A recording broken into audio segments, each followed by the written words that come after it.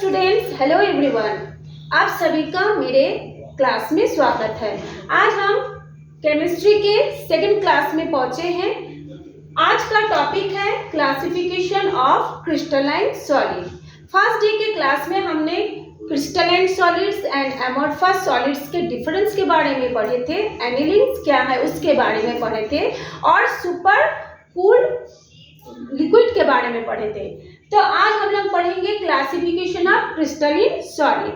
मैं इसको पढ़ने से पहले मैं आपसे एक क्वेश्चन पूछती हूँ। ये है कॉपर, ये है फेरस माने आयरन, ये है आयोडीन, ये है क्लोरीन, ये है NaCl, KCl और H2O ice form.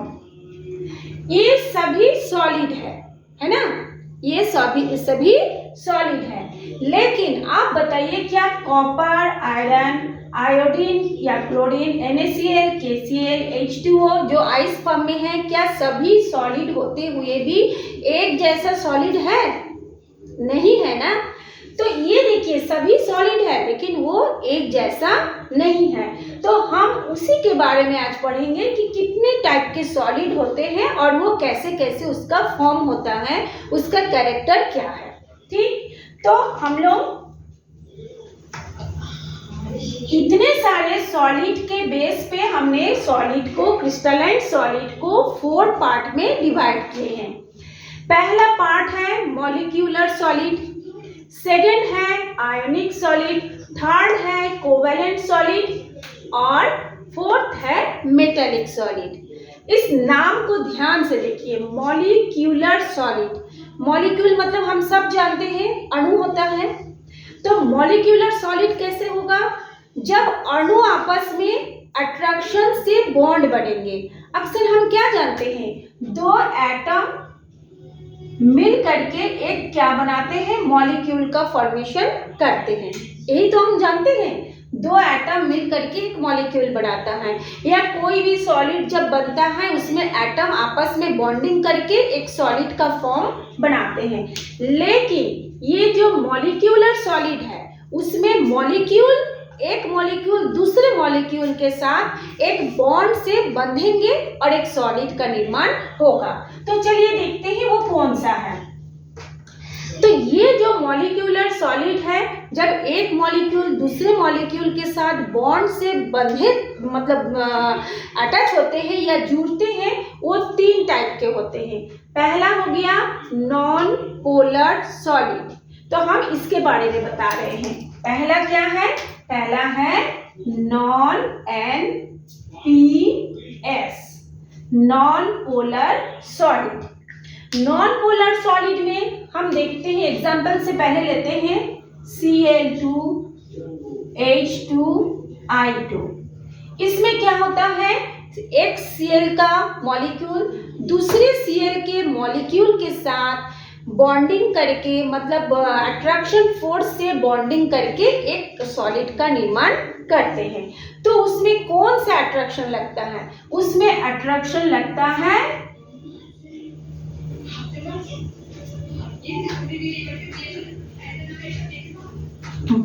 Wonder Waals force. Van der Waals force या तो फिर हम उसको बोलते हैं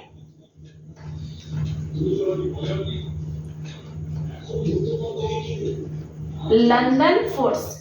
तो 2 मॉलिक्यूल लेंगे, एक क्लोरीन का एक मॉलिक्यूल दूसरे क्लोरीन के मॉलिक्यूल के साथ वंडर वाल्स फोर्स के द्वारा अट्रैक्शन होंगे और एक दूसरे के साथ ऐसे बॉन्ड बना करके ये सॉलिड का निर्माण करेंगे।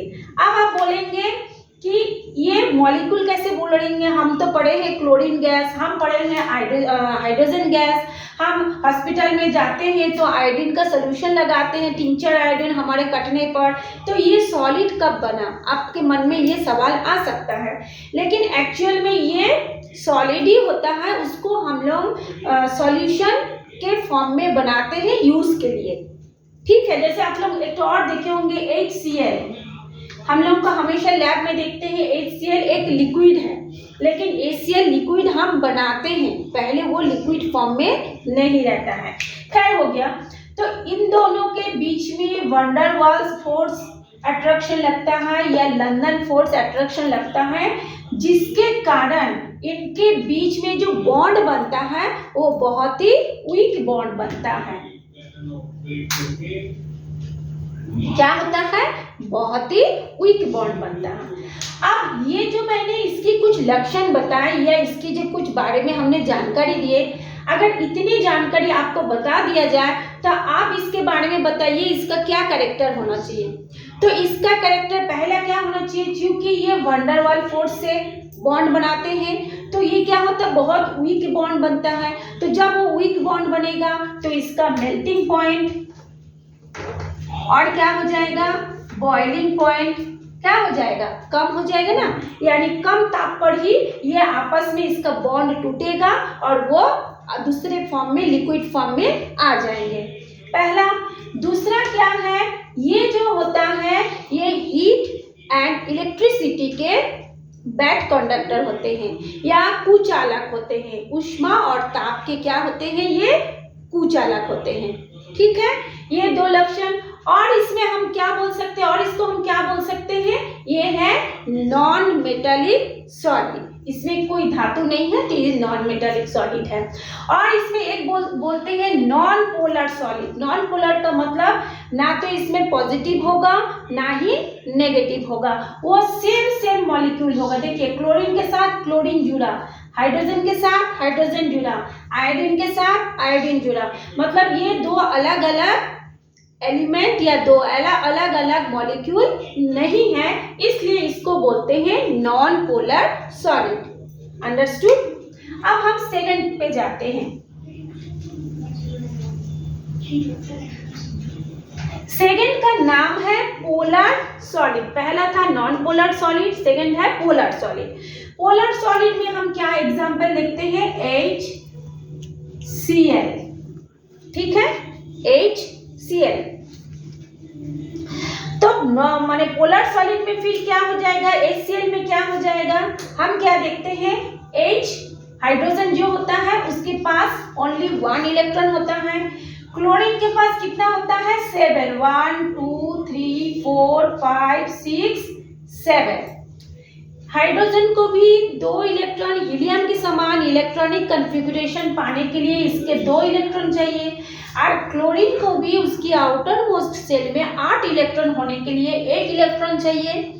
तो दोनों आपस में फिर क्या करते हैं, 1 इलेक्ट्रॉनों का शेयरिंग करके बॉन्ड बनाते हैं। लेकिन ये कोवेलेंट सॉलिड नहीं है, वो भी मैं बताऊंगी क्यों नहीं है।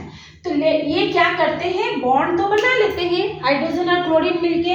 ये जो 1 है इसमें भी क्लोरीन का 8 पूरा हो गया और हाइड्रोजन का भी 2 पूरा हो गया, इनर्ट गैस के समान इलेक्ट्रॉनिक विन्यास पाने के लिए।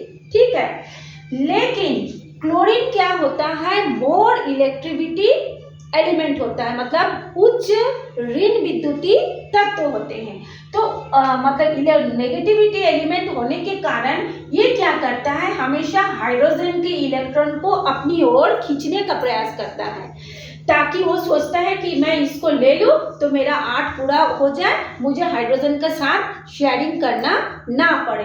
तो उस परिस्थिति में कुछ देर के लिए क्लोरीन के पास ये डेल्टा नेगेटिव चार्ज हो जाता है और हाइड्रोजन के पास क्या हो जाता है, डेल्टा पॉजिटिव चार्ज हो जाता है।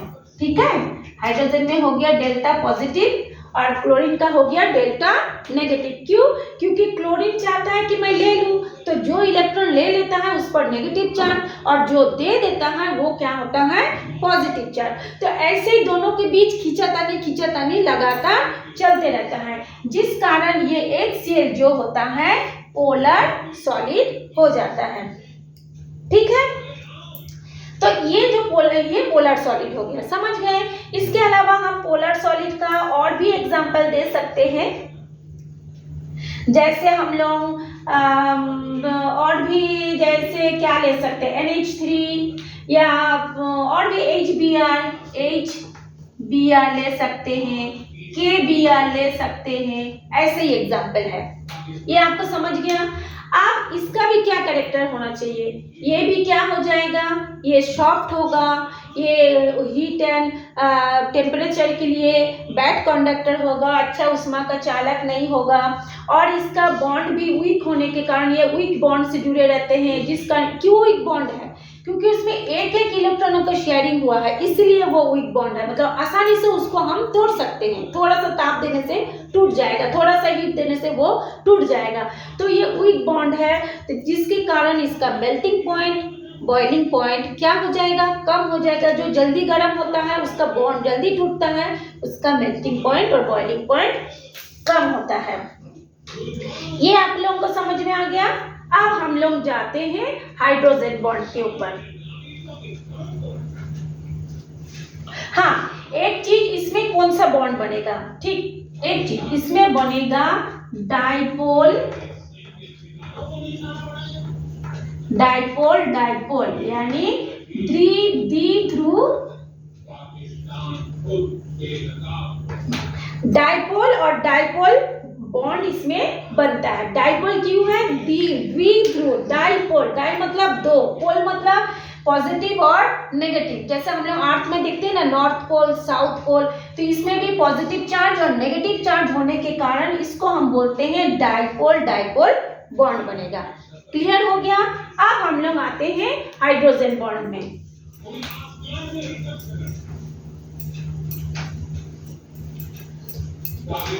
हाइड्रोजन बॉन्ड क्या है, हाइड्रोजन बॉन्ड से पता चल रहा है एक ऐसा सॉलिड जिनके बीच में हाइड्रोजन बॉन्ड बनेगा।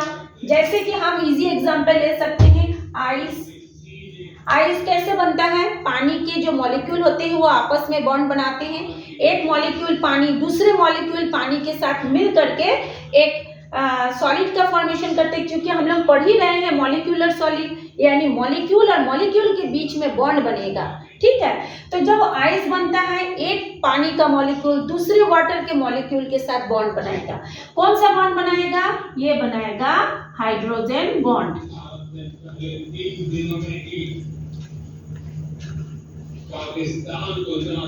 हाइड्रोजन बॉन्ड बनाएगा। तो जब ये हाइड्रोजन बॉन्ड बनाता है तो हाइड्रोजन बॉन्ड क्या होता है, थोड़ा सा ही ताप देने पर वो क्या हो जाता है, क्या होता है, मेल्टिंग होना शुरू हो जाता है। तो हम लोग क्या बोलते हैं, ये मेल्टिंग होना शुरू हो जाता है। तो जब वो मेल्टिंग होना शुरू हो जाता है तो फिर वो लिक्विड फॉर्म में आ जाता है, लेकिन पहले वो क्या रहता है, सॉलिड रहता है। तो ये हो गया हमारा हाइड्रोजन बॉन्ड से बना हुआ सॉलिड। ये तीन चीज आप लोगों का क्लियर हो गया। अब हम लोग आते हैं आयनिक सॉलिड पे।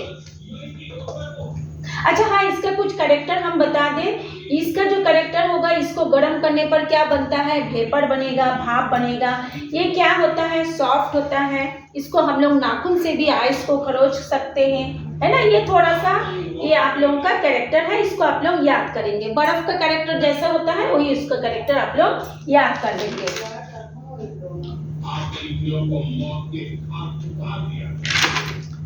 इसके बाद हम लोग आएंगे आयनिक बॉन्ड में।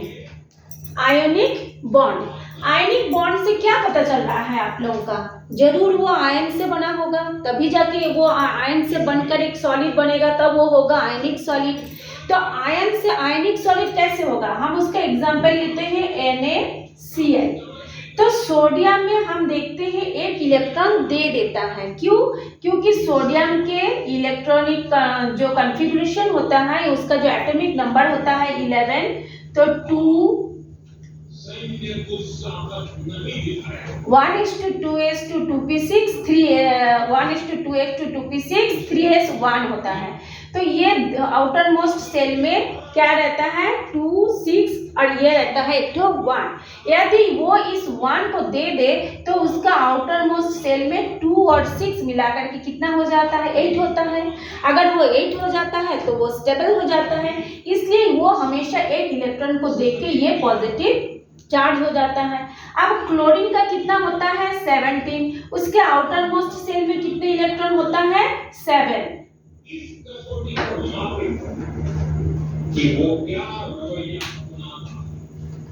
ये 7 हो गया, ठीक। तो सोडियम क्या करता है, अपना एक इलेक्ट्रॉन इसको क्या करता है, दे देता है। जब वो अपने एक इलेक्ट्रॉन दे देता है तो क्या बनता है, सोडियम पॉजिटिव चार्ज। क्लोरीन ले लेता है तो क्या करता है, नेगेटिव चार्ज। जब वो देता है और ये लेता है तो दोनों के बीच में एक क्या बन जाता है, बॉन्ड बन जाता है। और ये कौन सा बॉन्ड बनता है, आयनिक बॉन्ड बनता है। और आयनिक बॉन्ड बनने के बाद ये सोडियम और क्लोरीन मिलकर के क्या बनाते हैं, NaCl, जिसको हम लोग बोलते हैं साधारण नमक, जो नमक हम खाते हैं। या NaCl बन सकता है, KCl बन सकता है ना। तो आयन के मतलब इलेक्ट्रॉन एक देगा दूसरा लेगा, ऐसे करके दोनों के बीच के बॉन्ड बनने के बाद जो सॉलिड बनता है उसको बोला जाता है आयनिक सॉलिड। अब इस आयनिक सॉलिड की क्या विशेषता होगी, ये जो सोडियम क्लोराइड है जब वो सूखा मतलब ड्राई अवस्था में होता है, वो इलेक्ट्रिक के क्या होता है, बैड कंडक्टर, उसमें से इलेक्ट्रिक पास नहीं हो पाता, उसमें से हीट पास नहीं हो पाता है ना, उसके थ्रू हीट एक जगह से दूसरी जगह नहीं जा पाता, इलेक्ट्रॉन भी एक जगह से दूसरी जगह नहीं जा पाता। लेकिन जैसे ही ये NaCl को हम गर्म करते हैं या फिर इसमें पानी मिलाते हैं, या तो इसको गर्म करेंगे या पानी मिलाएंगे, तब वो क्या होगा, लिक्विड हो जाएगा, मेल्टिंग हो जाएगा। गर्म करने से क्या होगा, मेल्टिंग होगा, या पानी डालने से क्या होगा, लिक्विड हो जाएगा। उस समय यदि हम उसमें से हीट या फिर इलेक्ट्रिसिटी पास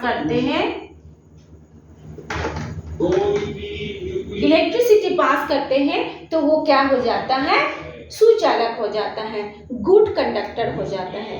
तो इसकी ये विशेषता है, मतलब ये सूखा रहेगा तो बैड कंडक्टर, और वो मेल्टिंग या पिघली हुई अवस्था में या अगर थोड़ा सा पानी मिला के अवस्था में करेंगे तो ये गुड कंडक्टर हो जाता है। और इनके बीच में कौन सा फोर्स बनता है, इनके बीच में जो बॉन्ड बनता है वो होता है आयनिक बॉन्ड, लेकिन जो फोर्स काम करता है वो है strong electrostatic force. Strong electrostatic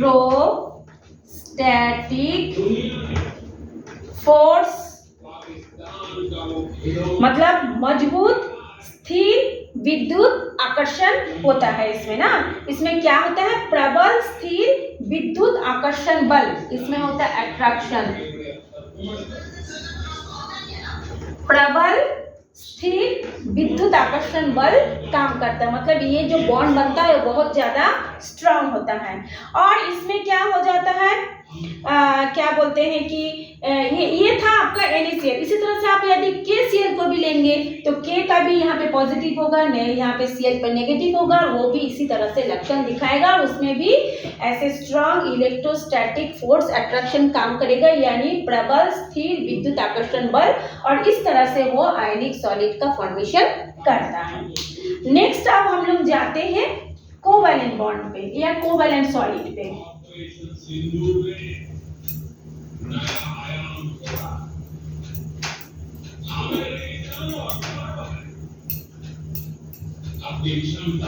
ये जो कोवैलेंट सॉलिड है, ये जो थर्ड नंबर कोवैलेंट सॉलिड है, ये किस में बनेगा, ये बनेगा जो नॉन मेटल है, जब उसमें इलेक्ट्रॉनों को उसके आउटर मोस्ट सेल के, नॉन मेटल एलिमेंट के आउटर मोस्ट सेल के इलेक्ट्रॉनों का जब शेयरिंग होगा तब उसमें बनेगा हमारा कोवैलेंट सॉलिड। जैसे कि अधातु, नॉन मेटल मतलब अधातु, उसमें हम लोग क्या लेंगे, उसमें हम लोग ले लेते हैं कार्बन, फिर हम लोग क्या ले लेते हैं, डायमंड,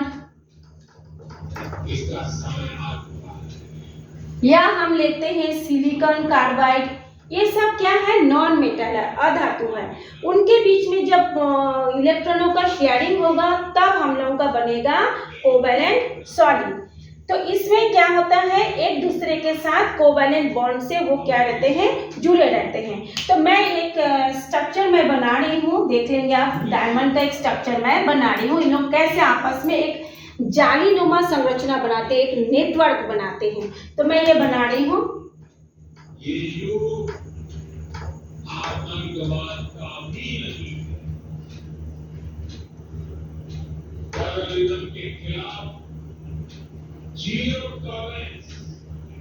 आप लोग देखिए कैसे जालनुमा संरचना बनाता है।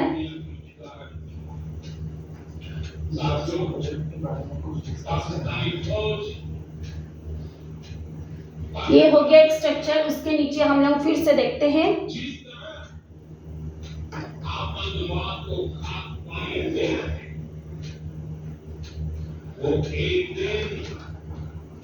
पाकिस्तान को भी समाप्त कर देगा। पाकिस्तान को अगर बचना है ऐसे ऐसा स्ट्रक्चर बनाता है ये। इसको हम लोग और थोड़ा सा नीचे भी देखेंगे।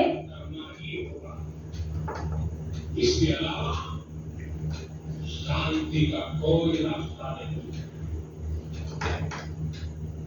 भारत का मत एकदम स्पष्ट है।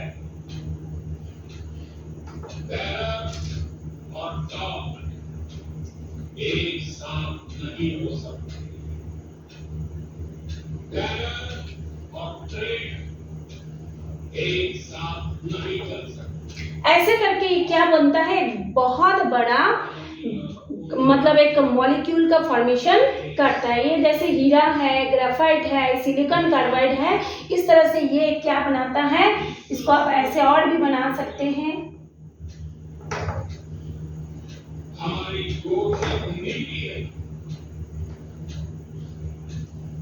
ये ऐसे करके ये एक बड़ा सा मॉलिक्यूल का फॉर्मेशन करता है।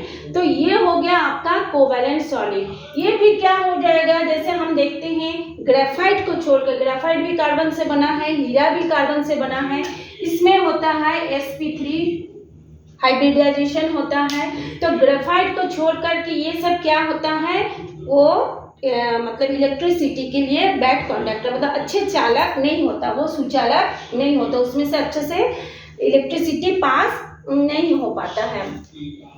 ये क्या होता है, इसकी बॉन्ड बहुत ज़्यादा स्ट्रांग होता है ना।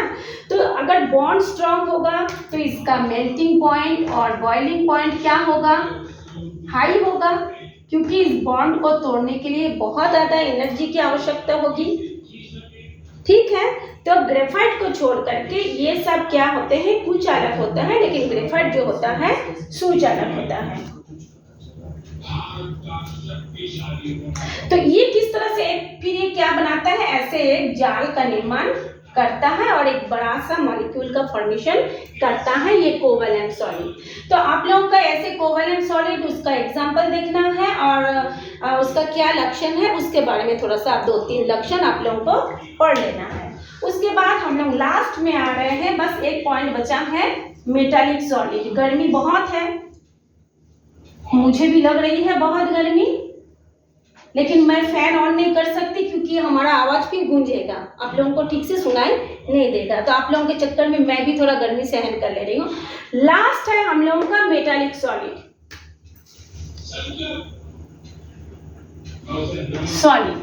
ठीक है, मेटालिक सॉलिड का मतलब कि मेटल से पता चल रहा है कि इसमें धातु के जो परमाणु है आपस में जुड़ करके एक ठोस का निर्माण करेगा, एक सॉलिड का निर्माण करेगा, जिसको हम बोलते हैं मेटालिक सॉलिड। जो मतलब इसमें देखिए कोई भी मेटल हम लोग ले लेते हैं, कॉपर या ले लेते हैं फेरस या जिंक या मतलब सिल्वर, कोई भी हम लोग मेटल जो मेटल से बना होता है, उनके एटम के बीच में जो बॉन्ड बनेगा उसको हम बोलते हैं मेटालिक बॉन्ड। जैसे कॉपर के बीच में होता है, इसमें सेम होगा, या डिफरेंट मेटल के बीच में भी जब इलेक्ट्रॉनों का शेयरिंग होगा, मतलब अट्रैक्शन से, तब वो मेटालिक अट्रैक्शन से जब शेयरिंग होगा तब उसमें बनेगा मेटालिक बॉन्ड। तो इसमें 2 मेटल एटम के बॉन्ड से ये सॉलिड का फॉर्मेशन हो रहा है। तो इसका कैरेक्टर क्या होगा, इसकी विशेषता क्या होगी, हम लोग जानते हैं कॉपर, आयरन सभी में एक चमक होती है, एक लस्टर होती है, और क्या होती है, चमक होने के साथ साथ ये मजबूत होती है ना। ये क्या होता है, हार्ड होता है। और क्या होता है, इसको हम लोग पीट के बहुत ही पतला चादर बना सकते हैं, यानी इसका पॉइंट होता है